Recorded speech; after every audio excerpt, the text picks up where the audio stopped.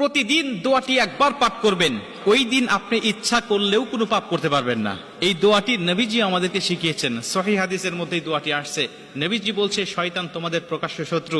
শয়তান তোমাদেরকে যে কোনো ভাবে ধোঁকা দিয়ে বোকা বানিয়ে সে তোমাদেরকে জাহান্নামে নিয়ে যাবে। এটা আল্লাহর সাথে শয়তান চ্যালেঞ্জ করে দুনিয়াতে আসছে।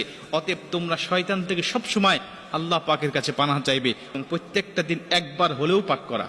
আল্লাহ রাসূল সাল্লাল্লাহু আলাইহি ওয়াসাল্লাম দোয়াটি বলছেন, আউযু বিল্লাহিল আযীম ওয়া বিওয়াজহিল কারীম ওয়া সুলতানিহিল কাদিম মিনাশ শাইতানির রাজিম। আমি দোয়াটি আবারও বলছি, দোয়াটি সবাই লিখে নেবেন যাতে আপনার ভুল না হয়ে যায়। সহি সুন্দর করে আস্তে আস্তে আপনার প্রত্যেকটা দিন একবার হলেও পাঠ করবেন।